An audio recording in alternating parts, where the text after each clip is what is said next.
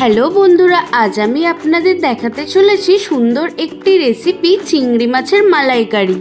প্রথমেই আমি বড় বড় 5টা গলদা চিংড়ি নিয়ে নিয়েছিলাম। সেই মাছগুলি এখানে ভেজে নিলাম। তারপরে মাছগুলো ভেজে একটি বাটিতে তুলে রাখলাম। এখন আমি কড়াইয়ের মধ্যে কিছুটা তেল দিয়ে তার মধ্যে তেজপাতা, শুকনো লঙ্কা এবং কিছু গোটা গরম মশলা দিয়ে দেব। একটু হালকা নেড়ে চেড়ে এখন আমি দিয়ে দিলাম পেঁয়াজ কুচি। পেঁয়াজ কুচিটা যতক্ষণ না একটু লাল হচ্ছে ততক্ষণ একটু হালকা ভেজে নেব।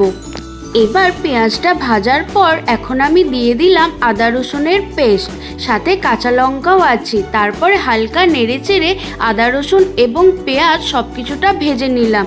তারপরে দিয়ে দিলাম টমেটো দেওয়ার পর এখন দিচ্ছি হলুদ গুঁড়ো, তারপরে দিয়ে দেব ধনে গুঁড়ো, এখন দিলাম জিরে গুঁড়ো, সাথে দিলাম লঙ্কার গুঁড়ো। আমরা কিন্তু এখানে কাশ্মীরি লঙ্কার ব্যবহার করিনি, আপনারা চাইলে করতে পারেন। এবং একটু নুন দিয়ে হালকা জল দিয়ে নেড়ে চেড়ে নিলাম যতক্ষণ না এই মশলাটা একটু কষিয়ে যাচ্ছে।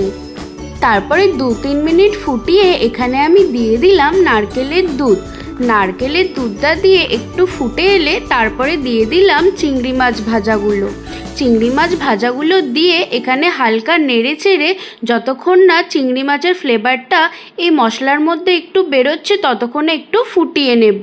আপনারা যারা চাইছেন সিম্পলভাবে এরকম চিংড়ি মাছের মালাইকারি খেতে, অবশ্যই আমার এই রেসিপিটা আপনারা দেখে ঘরেতে বানাতে পারেন। এটা হচ্ছে ফাইনাল লুক, কেমন হয়েছে অবশ্যই জানাবেন।